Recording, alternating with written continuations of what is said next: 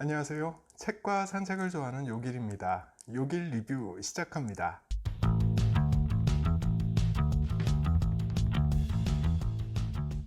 네, 오늘 소개해드릴 책은요, 무척이나 소설 같은 하지만 자신에게 실제로 일어난 일을 가지고 쓴 배움의 발견이라는 책입니다.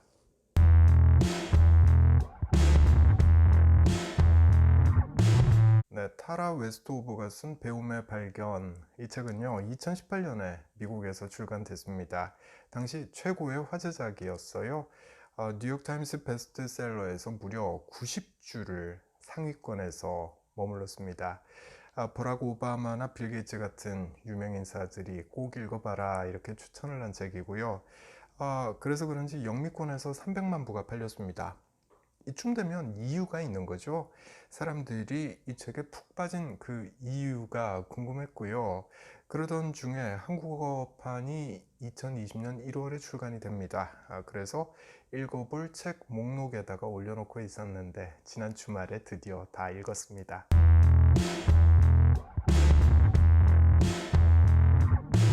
네, 이 책은 회고록이에요. 자서전.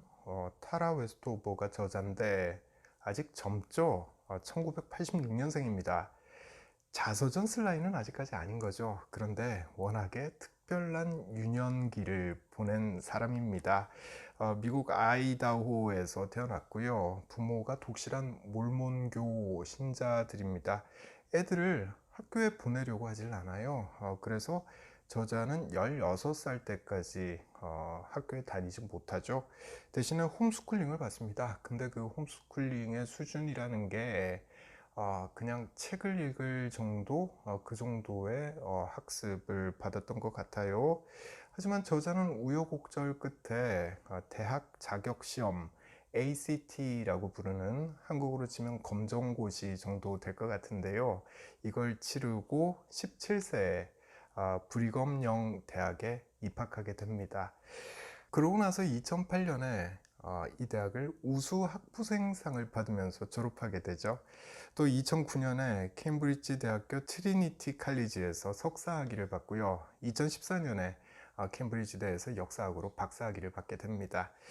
자, 대학을 입학한 지 10년 만에, 그리고 좀 더 구체적으로 표현을 하자면 초중 고등학교 과정을 건너뛰고 정규 교육 과정을 밟기 시작한 지 10년 만에 박사학위를 받은 거죠.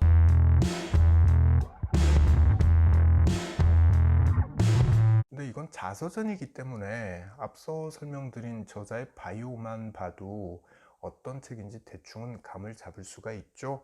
하지만 짧게 한번 다시 설명을 드리면요. 이 책은 미국 아이다호 지역의 어느 산골 마을에서 모르몬교 집안에서 태어난 막내딸의 이야기를 담고 있습니다.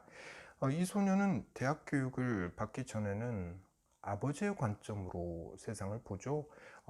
그런데 대학 교육을 받으면서 자신만의 눈으로 세상을 보게 된다. 이게 이 책의 핵심 내용이죠.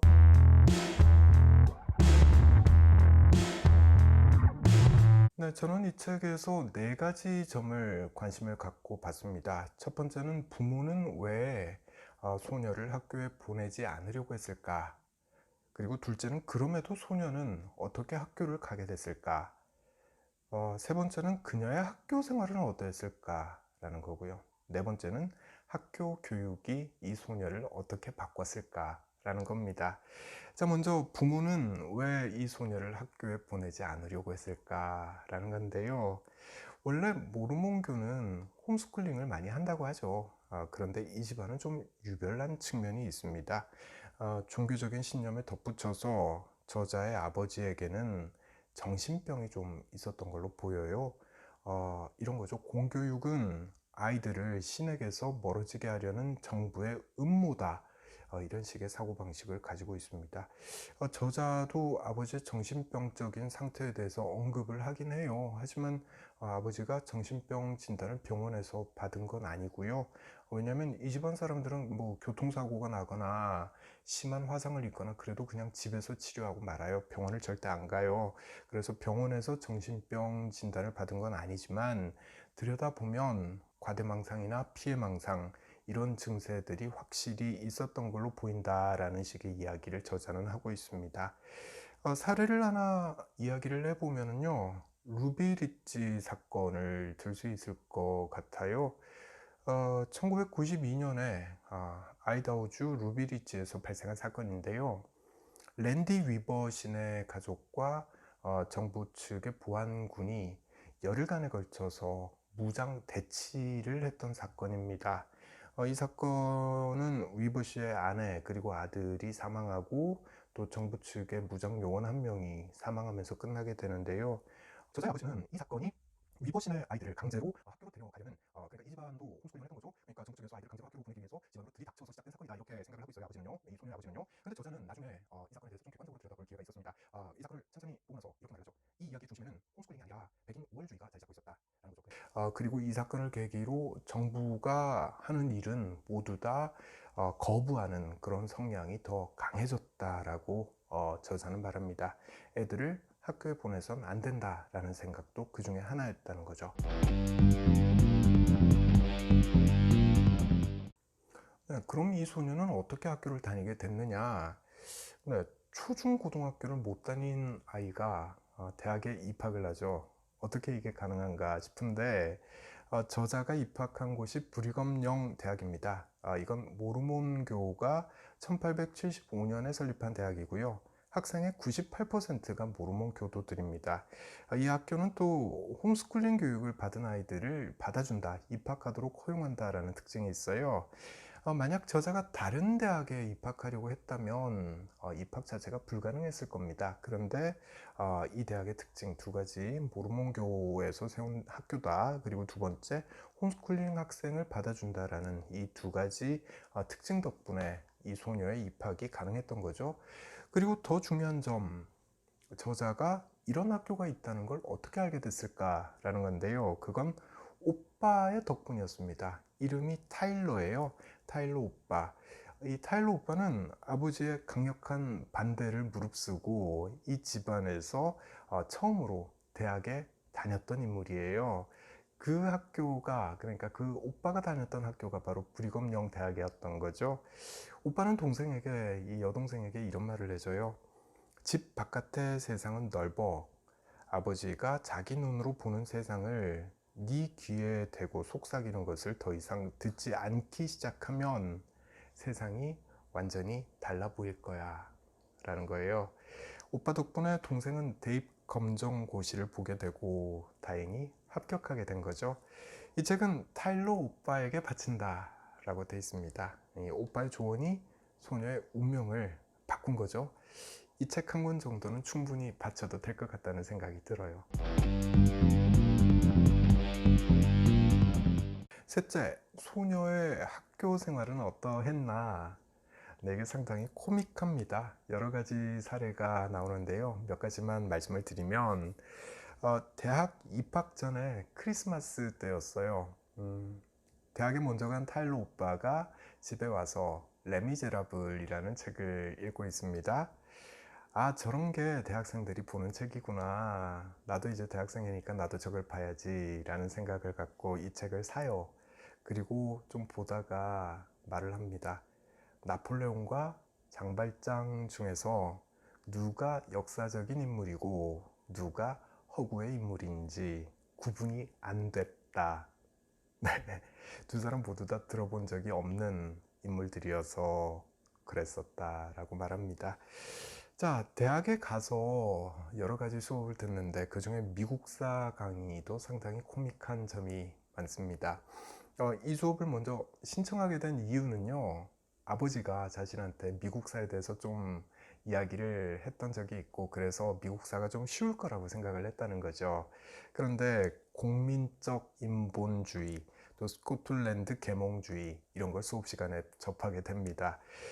나폴레옹과 장발장을 이게 누가 역사적인 인물인지 그걸 구분하지 못하던 소녀에게 상당히 어려운 내용일 수밖에 없었겠죠. 자, 그리고 서양 예술사 강의 때는 자신의 무지를 한탄하는 일이 발생하게 됩니다. 수업 시간에 교재에서 자기가 모르는 단어를 하나 발견하게 돼요. 이때까지는 소녀가 좀 용감했어요. 수업 시간에 손을 번쩍 들고 질문을 한 거죠. 이 단어를 공부했다. 무슨 뜻이냐라고 물어본 거예요. 그런데 그 단어가 홀로코스트였습니다. 자, 이쯤 되면 이 소녀가 대학을 무사히 졸업이나 할 수 있을까? 이런 걱정이 되시죠?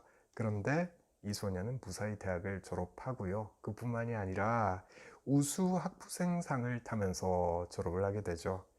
자, 그럴 수 있었던 이유가 뭘까? 전 그게 궁금했는데 책을 보다 보니까 이런 생각이 들어요. 일단 똑똑했다. 이건 부인할 수가 없죠. 똑똑하니까 자기 운명을 개척할 수 있었던 거겠죠. 그리고 너무 열심히 공부했다라는 겁니다. 뭐 이건 설명이 필요 없을 것 같아요. 그냥 밤잠 안 자고 공부했습니다. 실제로도요. 공부는 엉덩이가 하는 거다라는 말을 이 소녀가 잘 보여준 것 같아요. 넷째, 학교 교육은 이 소녀를 어떻게 바꾸었는가? 이게 참 저는 재밌었어요. 보고 듣는 게 있으면 생각은 바뀌게 되는 것 같습니다. 약을 먹는다든지 예방접종을 맞는다든지 커피를 마신다든지 또는 적포도주를 마셔본다든지 뭐 이런 건 모르몬 교도들은 하지 않는 일이라고 합니다. 종교적인 신념 때문에 안 한다고 하죠. 그런데 저자는 이제 이런 거를 합니다. 특히 여성의 경우에는 몸매가 드러나는 옷을 절대 입지 않는다고 하죠. 이거는 이 소녀의 집안 사람들이 갖고 있는, 특히 아버지가 갖고 있는 기준으로 보면 이거는 그 책에 나오는 표현이에요. 창녀가 하는 짓이라고 이 집안 사람들은 생각을 합니다. 이 창녀라는 표현이 책에 여러 차례 걸쳐서 등장을 하는데요. 이 집안 사람들의 기준으로는 모르몬교도 여성이 아니면 다 창녀라고 봐도 될 정도로 매우 왜곡되고 협소한 시각을 갖고 있어요. 여성들에 대해서. 이런 집안에서 자란 소녀가 이젠 그 집안에서 반대하는 금기지 않은 일들을 하고 있는 거죠. 더 중요한 게 있습니다. 행동만 변한 게 아니고요. 생각이 변화해요. 검둥이, 그러니까 니그로 같은 정치적으로 올바르지 못한 표현을 들으면, 오빠 중에 하나가 이런 표현을 하면 거기에 대해서 반감을 느끼기 시작하죠. 또 여성의 위치에 대해서 고민하게 됩니다. 워낙에 보수적인 집안이라서 남녀차별이 심해요. 모르몬교 자체가 상당히 가부장적인 측면이 있죠.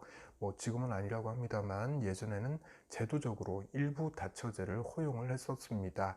그러니까 모르몬교도인 저자가 어린 나이에도 여성의 지위에 대해서 고민을 하기 시작했다는 거, 이거는 엄청난 내적인 성장, 지적인 성장을 의미하는 거죠. 그러다가 소녀는 나의 눈을 통해서 세상을 보기 시작합니다. 예전엔 책을 보더라도 아버지라는 프리즘, 아버지라는 여과지를 한번 거쳤죠. 주님의 책은 봐도 된다. 그러나 그 밖의 책은 읽어서는 안 된다. 왜냐하면 위험하고 그 교활함이 너무나 강력해서 물리칠 수 없이 유혹적이기 때문이다. 이런 식의 아버지의 설교를 듣고 아버지의 말을 다 따랐던 거죠. 그런데 지금은 달라졌습니다. 이렇게 말합니다. 책에 쓰인 말들을 나 스스로 판단할 수 있다고 믿으며 읽는 것은 전율이 흐를 정도로 기쁜 일이었다라는 거죠. 그리고 소녀는 마침내는 길을 선택하게 됩니다. 소녀는 다 아시는 것처럼 학자의 길을 선택하게 되는 거죠. 대신 엄마와 아빠와의 관계는 멀어지게 됩니다. 사실 이 집안에서 부모와의 관계가 멀어진 건 비단 이 소녀뿐만은 아닙니다. 저자는 7형제 중에 막내인데 자신이 나고 자랐던 그 산통내 있죠. 그 산통내를 떠난 형제가 셋입니다. 셋 모두 박사학위를 받았고요. 그리고 산통내 남은 형제가 넷입니다. 넷 모두 고등학교 졸업장도 없어요. 이들 사이엔 틈이 생길 수밖에 없겠죠. 그 틈이 점점 커져갔다라고 저자는 말합니다. 교육받은 자는 이제 새로운 시선으로 세상을 봅니다. 그런데 교육받지 않은 자들은 여전히 아버지의 눈으로 세상을 보죠. 그러니까 말이 통할 리가 없는 거고요. 그래서 점점 멀어질 수밖에 없었던 거겠죠.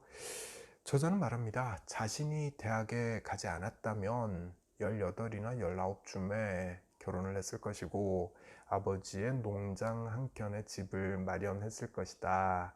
또 산파인 엄마에게서 산파 일을 배우고 약초를 사용하는 법을 배웠을 것이다 라는 거죠. 아마 임신을 했으면 집에서 아이를 낳았을 것이고 산파인 엄마가 분만을 도왔을 거다라고도 말합니다. 그리고 언젠가 자신도 산파가 되어서 그 작은 마을에서 그 마을이 세상의 전부인 양 알면서 살았을 것이다 라는 거예요. 그런데 저자는 그런 삶과는 완전히 다른 삶을 스스로 개척했죠. 그 출발점은 학교를 가야겠다라고 생각한 그 시점이었습니다. 이제 저자는 많은 사람들에게, 특히 아직도 세상에는 그런 사람들 남아있잖아요. 여자는 배우면 안 돼, 배울 필요 없어, 이렇게 생각하는 사람들이 조금은 남아있는데, 그런 사람들 포함해서 세상의 많은 사람들에게 자신의 삶을, 아직 좀 젊긴 하지만 자신의 삶을 바꿔놓은 그 배움에 대해서 이야기를 많이 좀 나누고 싶지 않았을까라는 생각이 들어요. 이 책은 회고록이라고 말씀드렸는데요. 저자는 회고록을 쓰기에 아주 충분한 경험을 했다라는 생각을 하게 됐습니다.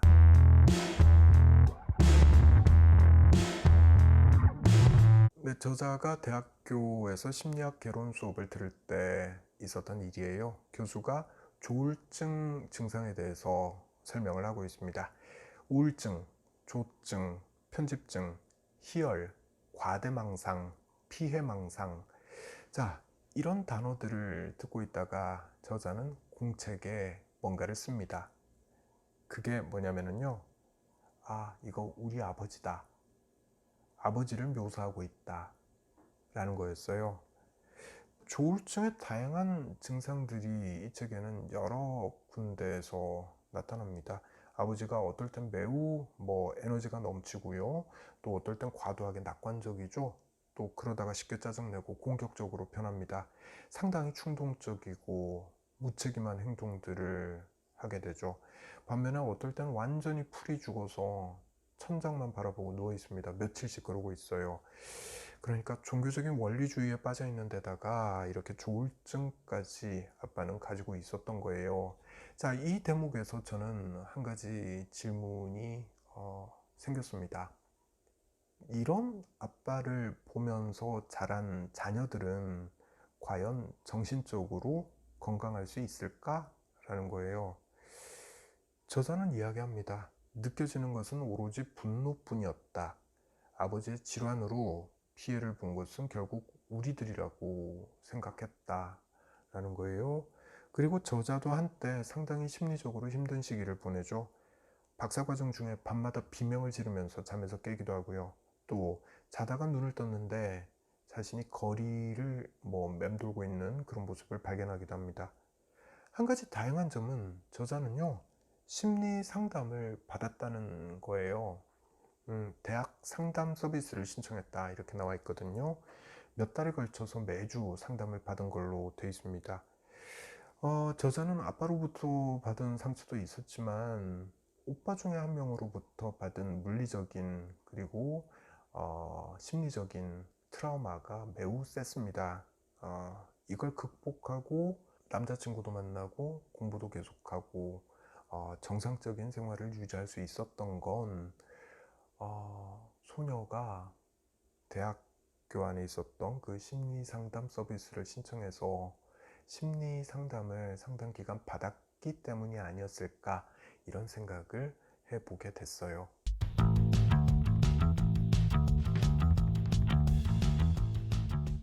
네, 이 책에 왜 미국 사람들은 열광했을까라는 생각을 좀 해봤는데요. 아마 당연한 거 아닌가 싶다, 이런 결론에 이르렀어요. 간단한 비유를 한 가지 해볼게요. 한국의 어느 산골 마을에 무당집에 딸이 하나 있어요. 얘는 부모가 개념이 없어서 초중고등학교를 한 번도 다니지 못합니다. 그런데 얘가 너무 똑똑해서 검정고시를 쳐서 대학에 들어가요. 그러고 나서 노력을 하더니 유학을 가서 박사학위를 받아온 거예요. 얘가 책을 썼어요. 자신의 유년 생활에 대해서. 이 책에 대해서 관심을 안 가질 사람이 있을까 싶어요. 미국도 마찬가지 아니었을까라는 생각을 합니다. 게다가 80년대, 90년대 미국 사회 한 구석에서 모르몬 교도들이 아, 얘네들이 이렇게 살았었구나라는 걸 이 책을 보면 자세히 알 수가 있잖아요. 그런 재미도 있었던 거죠. 그래서 많이 보지 않았을까라는 생각이 들었고요. 그리고 저는 이 책 보면서 사람의 욕구에 대해서도 생각을 좀 해봤습니다. 뭘 못하게 하면 욕구는 커지기 마련이잖아요. 공부도 마찬가지 아닌가 싶어요. 아마 이 책의 저자에게 공부할 수 있는 환경을 다 갖춰줬다면 그때도 저자는 지금처럼 과거에 자신이 그랬던 것처럼 열심히 공부했을까라는 생각이 들더라고요. 하지 말라고 하니까 반발심 때문에 더 열심히 했던 게 아닌가라는 거죠. 비단 저자만 그랬던 건 아니에요. 형제가 7인데 자신 포함해서 3명이나 박사학위를 받았다라고 돼 있잖아요. 이런 부모 밑에서 학교를 가고 박사학위를 받았다는 거고요. 이게 뜻하는 바는 배움에 대한 욕구는 너무나도 큰 것이어서 아무도 가로막지 못한다는 거, 그리고 못하게 막으면 그 욕구는 더 커진다는 거, 이 두 가지가 아닐까 생각을 해보게 됐습니다. 자, 저는 다른 책 들고 다음에 또 찾아올게요.